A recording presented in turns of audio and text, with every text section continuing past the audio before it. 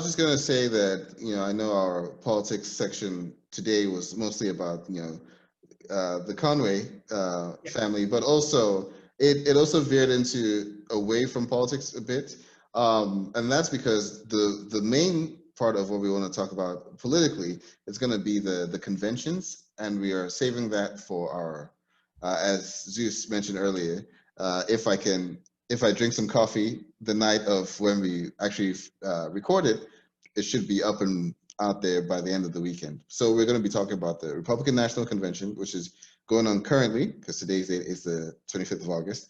It's going on currently, and we're going to talk about the Democratic National Convention, which completed last week. Okay. And yes, so that's going to be a longer politics section. So that's a quick tease, real quickly, because like we stated at the very beginning, I was actually on vacation. I went to Cocoa Beach. By the way, quarantined. There was like literally like only like and within 150 feet, it was me and my kids, and that's it. So it was amazing. Yeah, it was like a private beach. So anyway, so it was pretty cool. One thing I did want to mention that was really cool there was actually I saw a rocket get launched. Like there was a rocket being launched because I guess the Kennedy Center is near Cocoa Beach. Okay. And like, because I don't know if you remember I Dream. Well, you probably didn't watch it. I didn't watch it either. But I found out this weekend. It was a fun fact that I found out that I Dream of Jeannie, or is it I Dream? Yeah, I Dream of Jeannie. Yeah, was recorded in Cocoa was set in Cocoa Beach because he was an astronaut, and the Kennedy Center is like not that far off. So I saw a rocket launch. I'm gonna try to shoot you the video that I recorded. So if you want to just go ahead and just so people could see it, it's pretty cool. You wanna you can probably share if you have it on the computer, or you want me to. What do you want me to do? You want me to link it, or how about we talk about that pre-production or post-production? Yeah. So the fans don't hear the fact that I am not the this is the live production meeting, guys. Yeah, this is a live production. But real quickly, I actually ended up talking to a guy named Scooter from 321 Sportscast. He actually was recording it. So if people want to see that, like a better video of it, and probably hear me asking a dumbass question about, I was like, is there people in there? And he was like, no, there hasn't been people in rockets in since 2008. I think that's what they said, that they don't shoot people out to space anymore. So anyway, unless it's a SpaceX. Yeah, but anyways, I told him how to give him a shout out because he gave me a nice little conversation about rocket information on spaceships and rocket ships. And real quick for the fans again, what was the guy's name? Scooter from 321 Sportscast. 321 Sportscast. We'll try to Shout see if out we can. Scooter. We'll try to see if we can link them up. Link them to the description. But yeah. But anyways, real quickly before we move on to the next section, which is going to be sports related. What is the top 2 speeches? Like I said, I was on vacation. What's the top 2 speeches that I should watch from the? I'll try to watch all of them, obviously, but from the DNC, which ones are the ones you think were like the most powerful or the most Look, man, I am clearly biased. Michelle. I thought the top 2 were both Obamas. Okay, so top 3, so we can get one right, that's not Obama. Right. No, but before I get into the third, so I've heard a lot of Barack Obama's speeches, right? Like I mentioned in our first show, I've been following politics since the 2004 election, and anyone who knows about that election knows that the DNC in 2004 was when Obama gave the keynote speech, and I was like, this dude is going to be president someday. I didn't think it was going to be 4 years later, but he did really well. This was the first time I felt like he was. Now I don't know whether he's just a really good actor or whatever, but I felt like he felt the weight of what was going on. Like if we keep this guy in office, like it could be really detrimental to our democracy going forward. Yada yada. Like this was the most passionate I'd ever seen Obama speak. So I think that's definitely one you should watch. Michelle, because she's made it clear she doesn't like politics and all that stuff. But this is one where she was like, I'm going to take the gloves off, but I'm still going to go high. And she like really went after Trump with his own line, it is what it is. Before you go to number 3. Yes. Are you like me where you wish people would stop trying to put her in a presidential run. Like people always said, Yeah, Michelle 2024. It's like, no, yeah, I don't. she's not gonna run for like. I don't know where Yeah, people get this and idea. and I think she's better off not being that, right? I think she's better off being an elder states lady or whatever. You know, being people that being a person that people like, and speaking on matters if she feels like it. But there's a thing about politics that kind of corrupts you, no matter where you are on the aisle, right? Like, there's always a give and take involved, and you're always not going to make everyone happy, and I don't want that for her. I don't want her to sully herself by getting into politics. So no, I'm like you. I don't feel like she needs to be in there. I refrain from commenting on how Obama has already sullied himself. Well, I mean, Barack Obama. We're But gonna anyways, but he was we're gonna president, right? have we're gonna have a whole thing, a whole Yeah, we debate will. about We will. progressives and moderates. All right. So Number 3. number 3,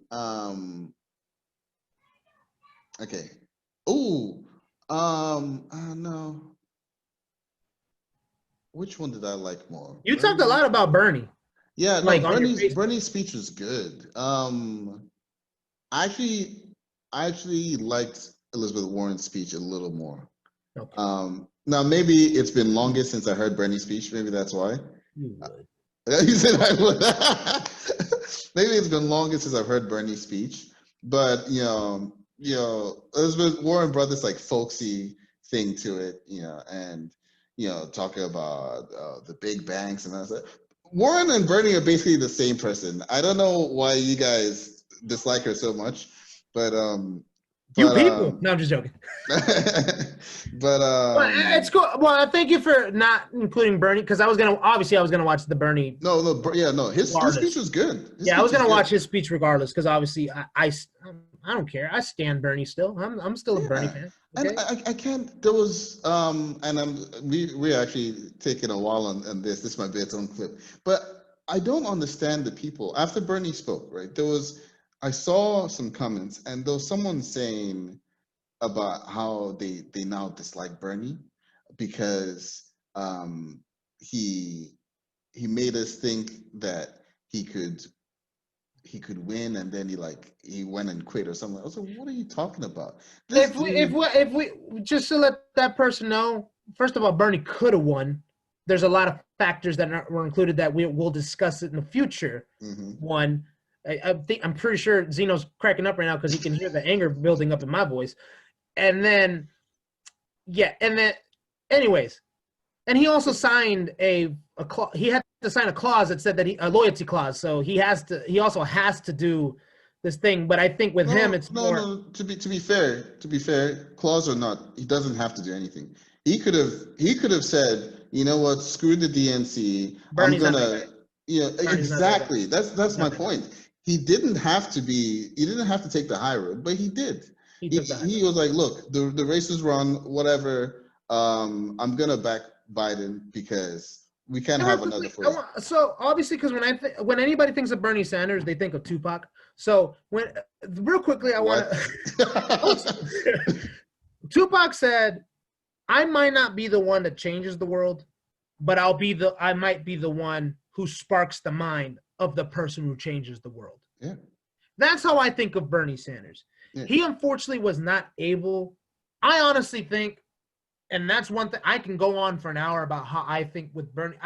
First of all, I don't think, like you said real quickly about the teaser about the RNC, it wouldn't have been first of all, they're claiming that what they might have under us is a socialism utopia. Yeah.